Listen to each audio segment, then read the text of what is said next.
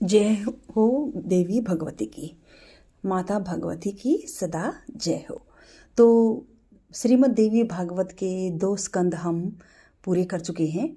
आज तीसरे स्कंद की शुरुआत है और तीसरे स्कंद का जो प्रथम अध्याय है, ब्रह्मा जी का विष्णु एवं शिव के सहित देवी लोक में जाना।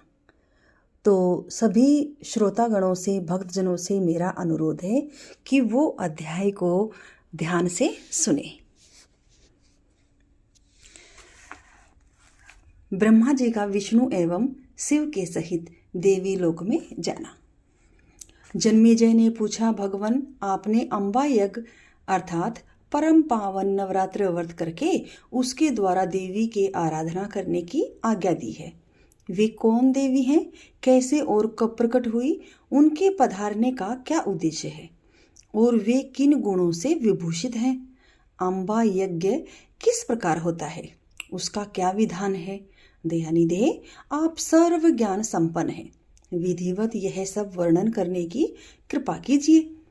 ब्राह्मण साथ ही विस्तार पूर्वक ब्रह्मांड की उत्पत्ति भी कही गई। व्यास जी कहते हैं, राजन अभी तुमने जो पूछा कि ब्रह्मादि की उत्पत्ति कैसे हुई, यही प्रश्न पूर्व समय में मैंने नारद जी से किया था। उन्होंने जो उत्तर दिया वह कहता हूँ, सुनो। एक समय की बात है, गंगा के तट पर मुनिवर नारद जी विराजमान थे। मैं सामने जाकर उनके चरणों पर लौट गया। उन्होंने आज्ञा दी, तब समीप में ही एक सुंदर आसन पर मैं जा बैठा।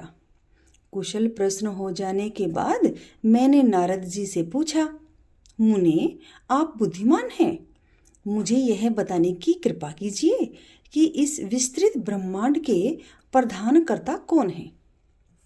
मुनिवर, यह ब्रह्मांड कहाँ से उत्पन्न हो गया। द्विजवर, साथ ही यह भी बताइए कि यह ब्रह्मांड विनाशशील है या सदा स्थिर रहने वाला है। मुनिवर, आप मेरे मन का संदेह दूर करने की कृपा करें। नारद जी ने कहा, व्यास जी पुरातन समय की बात है, यही संदेह मेरे मन में भी पैदा हो गया था। तब मैं अपने पिता अमित तेजस्वी ब्रह्मा जी के स्थान पर गया तथा उनसे इस समय जिस विषय में तुम पूछ रहे हो उसी विषय में मैंने पूछा। ब्रह्मा जी ने कहा, पुत्र मैं इस प्रश्न का क्या उत्तर दूं? यह प्रश्न बड़ा ही जटिल है। महाभाग, तुम भगवान विष्णु से इसका समुचित समाधान पा सकते हो। महामते, पूर्व काल में सर्वत्र जल ही जल था। स्थावर जंगम जितने प्राणी हैं, इनमें कोई भी नहीं थे। तब कमल से मेरी उत्पत्ति हुई। मैं कमल की कर्णिका पर बैठकर विचार करने लगा, इस अगाध जल में मैं कैसे उत्पन्न हो गया। इस प्रकार विचार करके मैं जल में उतरा। 1000 वर्ष तक पृथ्वी का अन्वेषण करता रहा। इस पर भी मुझे उस जल का कहीं और छोर नहीं मिला। इतने में आकाशवाणी हुई, तप करो तप करो। तब मैंने तपस्या प्रारंभ कर दी। कमल पर बैठे ही 1000 वर्ष तक मैं तप करता रहा। फिर उसी समय सृष्टि करो ऐसी आकाशवाणी सुनाई पड़ी। उसे सुनकर मैं बड़ी हैरानी में पड़ गया। सोचा कि किसकी सृष्टि करूं और मेरा क्या कर्तव्य है। उसी समय मधु और कैटभ नाम के 2 भयंकर दानव सामने आ गए। वे उस महारणव में मुझसे युद्ध करने की इच्छा प्रकट करने लगे। मैं उनसे भयभीत हो उठा। तब कमल का डंठल पकड़कर जल में उतरा। वहां मुझे एक परम अद्भुत पुरुष के दर्शन हुए। शंख, चक्र, गदा तथा पद्म, इन 4 अस्त्र शस्त्रों से वे अनुपम शोभा पा रहे थे। नारद जी शेषनाग की सैया पर सोए हुए उन प्रभु को देखकर मेरा मन चिंतित हो उठा। इतने में भगवती योगनिंद्रा याद आ गई। मैंने उनका स्तवन किया। तब वे कल्याणमयी भगवती श्री विष्णु के विग्रह से निकलकर अचिंत्य रूप धारण करके आकाश में हो गई। तब तुरंत श्री हरि उठ बैठे। उन्होंने मधु तथा कैटब के साथ 5000 वर्षों तक बड़ा घमासान युद्ध किया। पहले देवी के कटाक्ष से मधु तथा कैटब मोहित हो गए थे। इसके बाद भगवान विष्णु ने गोद में लेटाकर वहीं प्राणों से रहित कर दिया। अब वहां मैं और भगवान विष्णु दो थे। वहीं रुद्र भी प्रकट हो गए। तब हम तीनों को भगवती आद्याशक्ति के दर्शन हुए। हमने उनकी उत्तम स्तुति की। तब वे आदिशक्ति हम लोगों से कहने लगी। देवी ने कहा, ब्रह्मा, विष्णु और महेश्वर, तुम भली भांति सावधान होकर अपने अपने कार्य में लग जाओ। सृष्टि, स्थिति एवं संहार ये तुम्हारे कार्य हैं। इन महान पराक्रमी दैत्यों का निधन हो जाने पर अब तुम्हें अपना स्थान शांतिपूर्वक निवास करना चाहिए। तुम अब अपने सामर्थ्य से 4 प्रकार की प्रजा उत्पन्न करो। ब्रह्मा जी कहते हैं, हम लोगों ने उनसे कहा, माता, हम किस प्रकार इन प्रजाओं के सृजन आदि कार्य करने में सफल हों? विस्तृत भूमि का अभाव है, सभी स्थान जलमग्न है, पंचभूत, गुण और तन्मात्र इंद्रियां चाहिए, परंतु उनका भी अभाव है। हमारी बातें सुनकर उन कल्याण स्वरूपिणी भगवती का मुखमंडल मुस्कान से भर गया। इतने में एक सुंदर विमान आकाश से उतर आया। तब उन देवी ने हमें आज्ञा दी, देवताओं, निर्भीक होकर इच्छापूर्वक इस विमान में प्रवेश कर जाओ।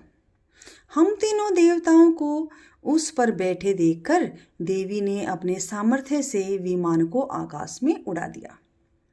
ब्रह्मा जी कहते हैं, मन के समान तीव्र गति से चलने वाला वह विमान जिस अपरिचित स्थान पर गया, वहां के राजा देवता के समान दिव्य पुरुष थे। उन्हें और विमान पर बैठी हुई भगवती जगदम्बिका को भी हमने देखा। क्षण भर बाद ही वह एक दूसरे सुंदर प्रदेश में जा पहुंचा। वहां हमने देखा अनुपम नंदनवन था। सैकड़ों अप्सराएं, यज्ञ, गंधर्व तथा विद्याधर उस पारिजात के उपवन में गाते और विहार करते थे। देखा तो वही महाभाग इंद्र भी थे। उनके समीप उनकी प्राण प्रिया शची विद्यमान थी। उस स्वर्ग से के दृश्य को देखकर हम आश्चर्यचकित हो गए। इतने में हमारा विमान तेजी से चल पड़ा और वह दिव्य धाम ब्रह्मलोक में जा पहुंचा। वहां एक दूसरे ब्रह्मा विराजमान थे। उन्हें देखकर भगवान शंकर और विष्णु को बड़ी हैरानी हुई। इतने में मन के समान तीव्रगामी वह विमान तुरंत वहां से चल पड़ा तथा कैलाश के सुरमय शिखर पर पहुंचा। वहां विमान के पहुंचते ही एक भव्य भवन से त्रिनेत्रधारी भगवान शंकर निकले। वे नंदी वृषभ पर बैठे थे। महाबली गणेश और स्वामी कार्तिकेय अगल बगल रहकर रक्षा का कार्य संपन्न कर रहे थे। नारद उस समय भगवान शंकर और उनके अन्य गणों को देखकर हमारी हैरानी की कोई सीमा न रही। क्षण भर के बाद ही वह विमान उस शिखर से भी पवन के समान तेज चाल से उड़ा और वैकुंठ लोक में पहुंच गया। वहां कमल लोचन श्री हरि विराजमान थे। प्राण प्रिया लक्ष्मी जी चंवर डुला रही थी। इतने में ही पवन से बातें करता हुआ वह विमान तुरंत उड़ गया। आगे अमृत के समान मीठे जल वाला समुद्र मिला। वहीं एक मनोहर द्वीप था। मंदार तथा पारिजात आदि वृक्ष उनकी शोभा बढ़ा रहे थे। उसी द्वीप में एक मंगलमय मनोहर पलंग बिछा था। उस पलंग में सुंदर रत्न जड़े थे। उस उत्तम पलंग पर एक दिव्य रमणी बैठी थी। उनके गले में लाल रंग की माला थी। लाल वस्त्रों से श्री विग्रह सुशोभित था। लाल चंदन लगाए हुए थी, लाल लाल नेत्र थे, दिव्य पाश, अंकुश, अभय तथा वर मुद्रा से उन भगवती भुवनेश्वरी के हाथ सुशोभित थे। पास में अनेकों साधक बैठकर ह्रीम इस मंत्र का जप कर रहे थे। 6 कोनों वाला उत्तम यंत्र बना था। उसी पर भगवती भुवनेश्वरी विराजमान थी।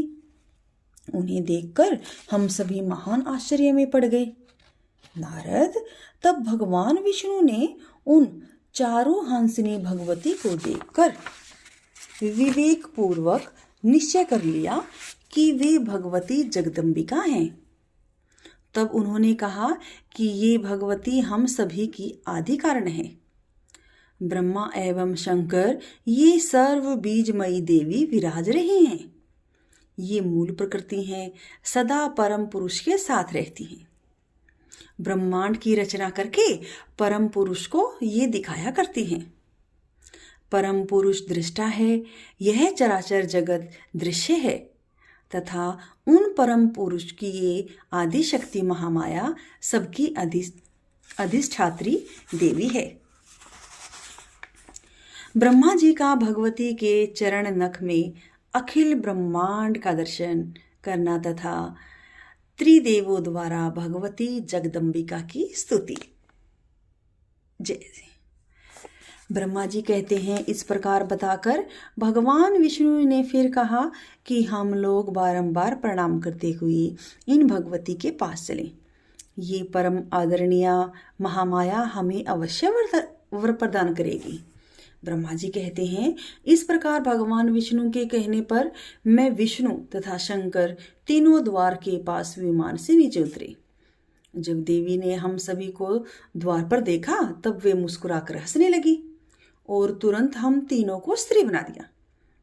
हम उत्तम आभूषणों से अलंकृत रूप वाली युवती बन गए। हम भगवती को प्रणाम करके सामने बैठ गए। नारद, मैंने जो वहां अद्भुत दृश्य देखा वह बतलाता हूँ। भगवती भुवनेश्वरी के चरण कमल के समान कोमल थे। नख स्वच्छ दर्पण का काम दे रहे थे। भगवती के नख में ही मुझे स्थावर जंगम सारा ब्रह्मांड, ब्रह्मा, विष्णु, महेश, वायु, अग्नि, यमराज, सूर्य, चंद्रमा, वरुण, कुबेर, तेष्ट्वा, इंद्र, पर्वत, समुद्र, नदियां, वैकुंठ, ब्रह्मलोक और पर्वत श्रेष्ठ कैलाश ये सब के सब दिखाई देने पड़े। वही मेरा जन्म स्थान कमल था। उसी पर मैं 4 मुख वाला ब्रह्मा बैठा था। शेषशायी भगवान विष्णु दिखाई पड़ रहे थे। मधु कैटभ भी दृष्टिगोचर हुए। महाभाग ब्रह्मा जी कहते हैं, तब हम तीनों ने अलग अलग देवी की स्तुति की, जिसे सुनकर अत्यंत प्रसन्न हो भगवती जगदम्बिका ने नवार्ण मंत्र का स्पष्ट उच्चारण किया। सुनकर महादेव जी को अति प्रसन्नता हुई। भगवती के चरणों में मस्तक झुकाकर वे वहीं बैठ गए। कामना पूर्ण करने वाले और मोक्षदायी उस नवाक्षर मंत्र का जप शुरू कर दिया। जगत का कल्याण करने वाले भगवान शंकर को इस प्रकार करते देखकर मैं भी महामाया जगदम्बिका के चरणों में गिर पड़ा तथा मैंने उनसे कहा, माता, तुम अखिल जगत की सृष्टि करने वाली शुद्ध स्वरूपा हो। सारे यज्ञों में तुम्हारे स्वाहा नाम का उच्चारण किया जाता है। त्रिलोकी में कोई भी वस्तु नहीं है जिसको तुम न जानती हो। आज मैं तुम्हारे चरण कमलों की धूलि प्राप्त करके वास्तव में धन्य हो गया हूँ। संसार के सृजन की लीला करने के लिए तुमने मुझे ब्रह्मा के पद पर नियुक्त किया तथा मेरे द्वारा अंडज, पिंडज, स्वेदज तथा उद्दीप्ज ये 4 प्रकार के प्राणी बनवाए। भवानी, विष्णु तथा शंकर प्रभृति आदि पुरुष हैं। वे तुम्हारे सर्वोत्तम रहस्य को जानते हैं तथा उन्हें उसका अनुभव भी है। वे तुम्हारे शिवा, अंबिका, शक्ति और ईशा आदि पावन नामों का आधे पल के लिए भी त्याग नहीं करते। भवानी तुम एक हो, आद्या शक्ति हो, संपूर्ण स्वतंत्र। वेदों ने तुम्हारा इस प्रकार ज्ञान कराया है।